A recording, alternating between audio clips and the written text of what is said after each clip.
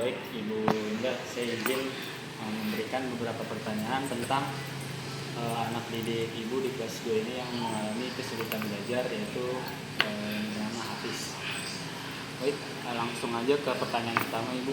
Apa kesulitan spesifik yang dialami siswa saat belajar yang si Hafiz ini? Misal kesulitan memahami konsep, kesulitan berkonsentrasi, kesulitan menyelesaikan tugas, dan itu Bu. Kayaknya kesulitannya memahami konsep. Ya. Kalau dilihat dari sehari-hari itu kayaknya nggak konsen dia menerima pelajaran yang disampaikan oleh guru. Jadi dia dengan cara lari-larian, dengan jalan-jalan, jadi kesannya nggak konsen. Jadi nggak ngerespon sama sekali ya? Iya. Nah, pertanyaan kedua ini, kapan sih kesulitan belajar pada si Hafiz ini mulai terlihat? Sebenarnya kalau dari awal pembelajaran kita bisa lihat satu-satu anak. Sepanjang kita berjalan mengajarkan siswa sini itu udah kelihatan gitu. Nah, kita bisa lihat, langsung bisa kita pahamin satu orang di mana kelebihan kekurangannya bisa kita lihat sehari-harinya. Jadi misalnya Hafiz ini kayak Ibu mengetahui nih si Hafiz ini, oh ini punya anak kesulitan belajar nih. Itu dari kapan? Misal di pertemuan awal-awal tuh? Iya, awal nggak kelihatan. Apalagi kan sekarang dia punya adik kecil kan. Iya. Mungkin karena itu jadi orang tuanya nggak fokus ke dia aja gitu. Jadi ada ngurus yang lain. Iya, ngurus yang lain. Terutama punya adik gitu, masih bayi. Jadi mungkin itu terbagi-bagi. Jadi dia kurang perhatian, kurang lebih perhatiannya, termasuk itu tadi dalam belajar. Jadi sebenarnya dia bisa, cuman karena pengaruh dari belajar, mungkin di rumah kurang konsentrasi, jadi kebawa ke sekolahan. Gitu. Lalu pertanyaan ketiga, apakah ada perubahan perilaku atau emosi yang menyertai kesulitan belajar si Hafiz? Sepanjang yang saya tanganin, kan kita paham ya masing-masing murid, kita udah tahu sekian banyak lah kita paham. Termasuk salah satu Hafiz di sini karena pertama tadi ada kesulitan belajar. Sebenarnya dia bisa. Cuman tadi faktor punya adik, terus orang tuanya kurang lebih jam belajar lebih ditingkatin lagi, fokusnya ke dua arah, harusnya tadinya sama dia jadi terbagi kan karena ada ini. Nah, kita tuh berusaha gimana caranya supaya anak ini ayo mau belajar. Jadi setiap hari kita pantau lebih dibanding yang lain, tapi tetap yang lain juga diperhatikan. Mudah-mudahan sepanjang sesi ada perubahan. Dia lebih konsen, walaupun cuman emang nggak nggak terlalu langsung naik gitu, tapi insya Allah ada perubahan. Sedikit. Iya, kita perhatiin lebih dari yang lain.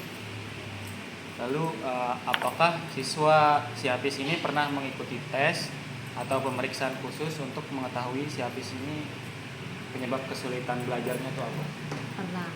Awal masuk biasanya ada tes psikologi tuh. Ya. Ada orang yang kesini kan, tes kesini. Itu biasanya di kelas rendah deh.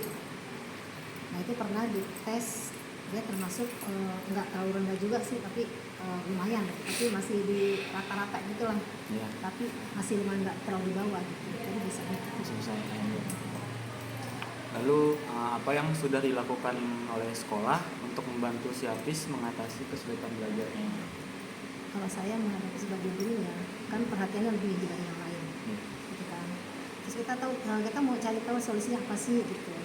Terus ini anak ini maunya diajak belajar gimana gitu kan, kita ubah metodenya apa, pakai media yang menarik, cara belajar kita supaya dia tuh berubah, ada peningkatan dalam mengatasi kesulitan belajar.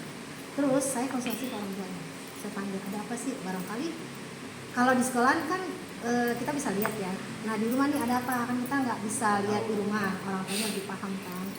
Itu tadi salah satunya dia punya adik bayi gitu. Jadi belajar anak ini kurang di rumah, kurang waktu belajar, semuanya ibunya ini fokus untuk yang kecil ini gitu. Terus jadi waktu belajarnya sedikit, bermain yang banyak. Kalau di rumah berarti. Jadi kita cari solusi untuk keluarganya gimana caranya, jadi kita sama-sama kerjasama gitu, untuk meningkatkan anak ini. Lalu apa yang diharapkan oleh ibu sebagai wali kelas kepada orang tua untuk membantu siswa siapa sih? Saya inginnya tadi kerjasama. Ya. Jadi sekolah itu kan waktunya hanya sebentar. Mereka menitipkan kepada kita nggak sepenuhnya semua pegang guru gitu. Pendidikan awal dan pendidikan yang lebih itu adalah di rumah, di keluarganya. Jadi itu tadi saya konsultasi sama keluarganya, orang tuanya, gimana sih, yuk kita bareng-bareng untuk meningkatkan si anak ini supaya belajarnya meningkat. Kalau dia belajar dan meningkat pasti kan dari nilai kelihatan. Dari dia menjawab pertanyaan bisa kita lihat, bisa nggak, anggap nggak dia. Itu tadi, jadi konsultasi ke keluarganya, ada apa sih, kita bareng-bareng, jadi kerjasama. Solusinya bareng-bareng kita berdua, nggak harus fokusnya ke sekolah. Karena tak sekolah aja, difokusin. Padahal kita nggak bisa kerja sendiri gitu loh. Harus orang tua bantu, harus dukung anaknya gimana caranya anak ini mampu, ayo mau. Gitu. Ada perubahan. Lalu apakah ada mata pelajaran tertentu yang paling sulit bagi si Hafiz ini? Yang sulit. Kalau sama kantor saya, insya Allah nggak ada.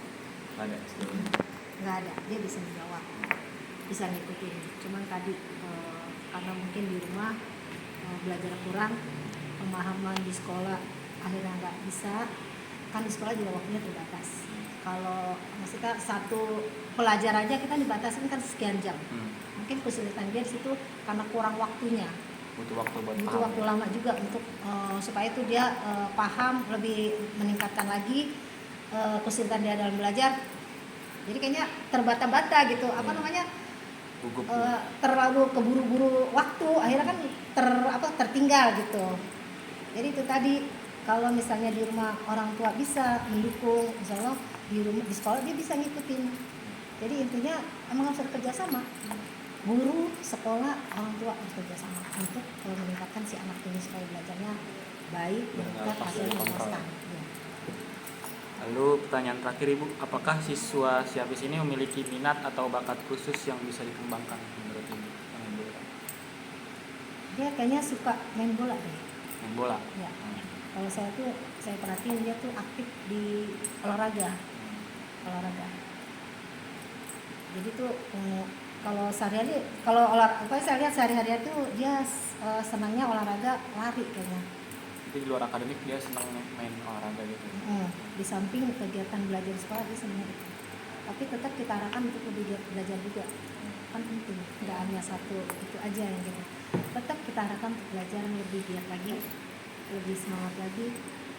Kita cari solusinya, apa sih kesulitan dia belajar selama ini, kendalanya apa, sebabnya apa, kita harus tahu. Tetap semuanya kita ingin semua murid yang kita tangani itu berhasil. Insya Allah. Tujuan ini.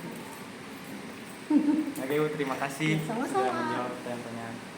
Udah, oke. Ini malah aman.